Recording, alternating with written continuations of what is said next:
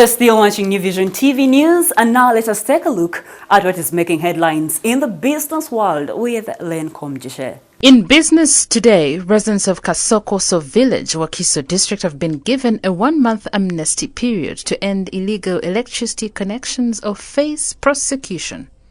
The warning was passed on to the village leaders in a consultative meeting convened by Joseph Seka Samba, the Kira Municipality Deputy Resident District Commissioner. The meeting held at Chireka Rehabilitation Center was also attended by officials from Umeme, who warned that after the 1 month, Umeme will commence operations to arrest those who are illegally connected. The amnesty period offer follows constant power losses and supply disruptions that the village has been experiencing. Umeme partly attributes this to the massive illegal connections in the area affecting businesses. Michael Oputo, the Umeme district manager in charge of Banda, Naria and Chireka, said the company loses 90% of its supplies to Kasokoso.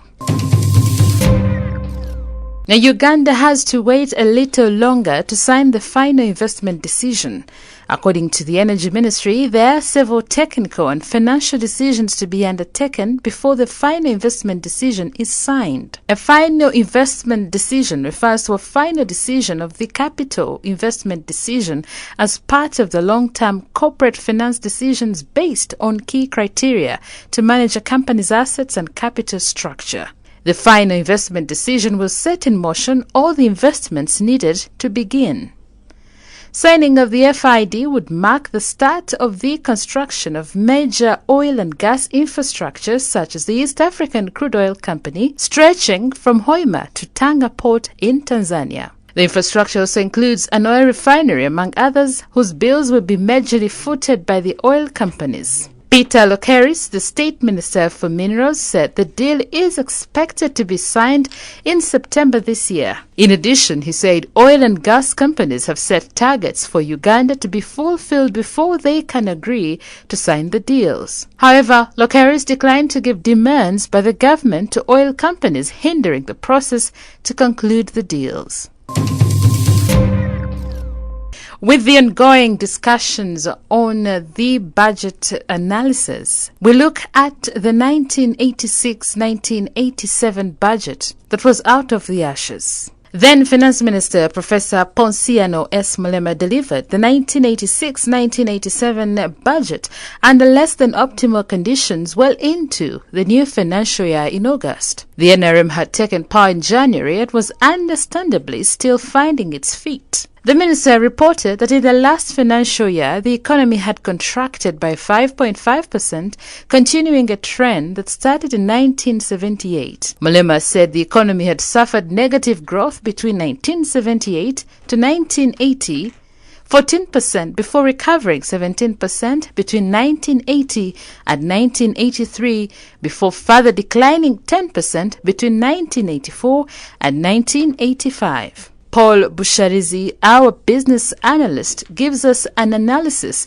of the 1.1 trillion shillings budget that was 40 times smaller than the 2019-2020 budget. Well, hello there. By now you already know that here at the Vision Group we are running the budget analysis from 1986 until now. Some of you were not born, some of you like myself were somewhere, I don't remember. But yes, we are running this analysis, trying to see how far the country has come, how the businesses were, how things were back then. With me is Paul Busharizi. Paul, welcome to the show. Thank you. Now, this is In Business. My name is Len Komjishe. We start off with the 1986-1987 budget. You called it out of the ashes. I wonder why.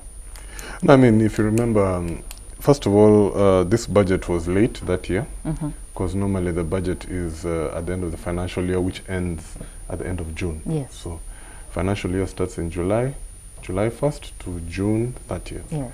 But this budget was ready in August. I know, I noticed. So it was really, really late. But you can't blame them, because this is 1986. The NRM has just come to power in January. I imagine there's a lot of chaos going around and all that kind of business.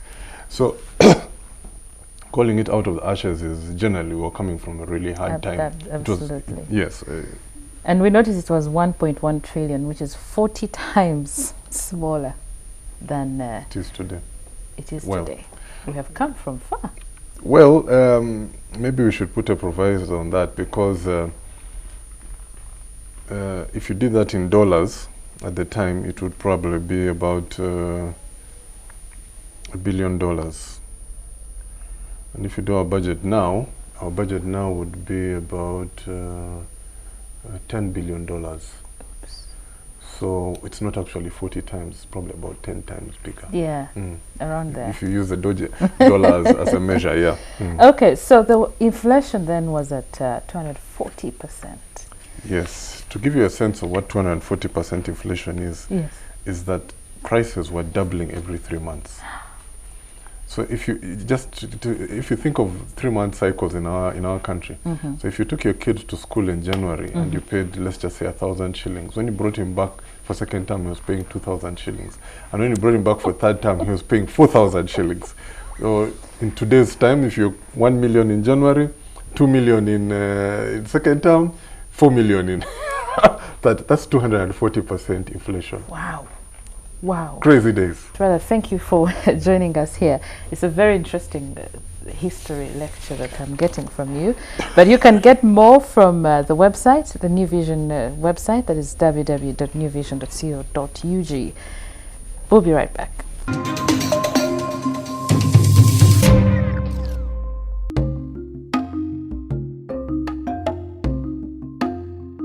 Thank you, Lynn. In our Daily Pearl of Africa series, we look at River Mpanga. If you're looking for a serene, beautiful, and extraordinary environment, Mpanga River offers the best of all. The river's next to vegetation that would make everyone appreciate God's sense of art. Trees lining up like soldiers on parade, flowers arranged like a home compound, and shrubs dotting the hillside, making the scenery worthy to look at. Let's take a look. A journey set for 5 hours from Kampala, Uganda's capital city, to Kamwenge district in the western region of Uganda is what you must get ready for in order to meet the magnificent River Mpanga.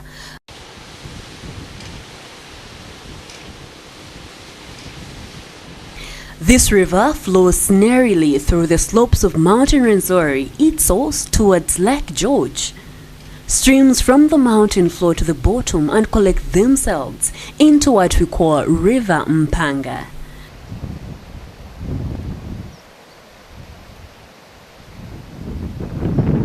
As the tradition is with Uganda's water bodies, Mpanga is surrounded with vegetation. These include grass, flowers, trees, and medicinal plants. These grow on both sides as they feed on Mpanga's water to keep green. Yellow flowers are the most notable here since they blossom through the green plants. One can mistake them to be sunflowers, known with these clearly spread petals.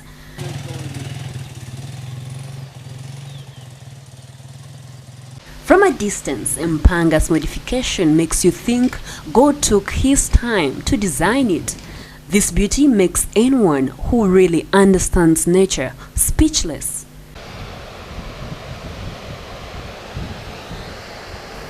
Even if you decide to view it from the plains, the sight of the calm water gives you a reason to cool your body, no matter the weather.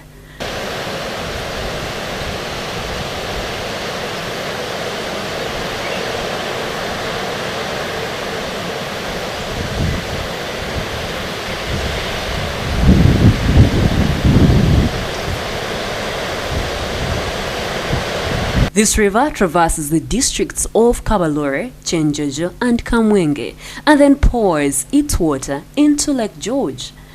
People enjoy swimming from here.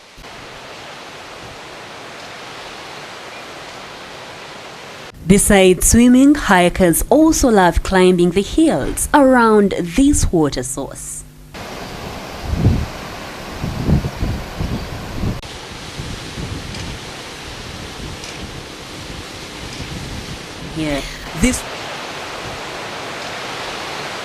For more Pearl of Africa series, visit our website, which is newvision.co.ug/Pearl of Africa. Our newspaper, The Sunday Vision, is also another home of adventures. Grab your copy every Sunday for Pearl of Africa stories.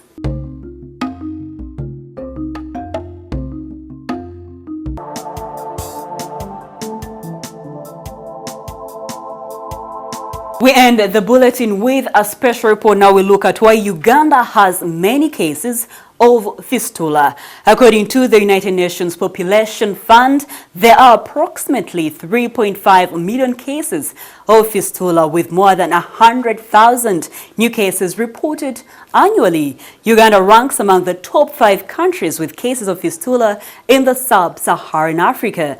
The Uganda Demographic Health Survey report puts the prevalence of fistula at 4.0% in Western Uganda.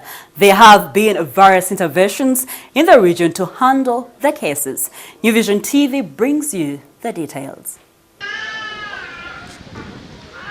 It is a beehive of activity here at St. Patrick's Theatre at Chisizi Hospital, Rukunjiri District, as surgeons work tirelessly to restore the dignity of women by repairing them. The women are victims of fistula. This has been a busy week, but for us we are happy because we are giving women a second chance. Fistula repair goes beyond helping the patient. It helps the family and the community. So for us as obstetricians here, we are privileged and very happy to be able to, bring back these people into the community. Yet to undergo the operation is Pisa Himsiwe, a mother of 3, who was with the condition started in 2015 after delivering her 4th child. She remembers that evening when she went into labor like it was yesterday. At about 7 p.m., Ahimsiwe, a resident of Buchinda in Ruchiga district, was rushed to Itojo Hospital in Intungamo district. After prolonged labor, Ahimsiwe was delivered by C-section the following morning. Unfortunately, she did not get the chance to cuddle her bundle of joy. She lost her baby.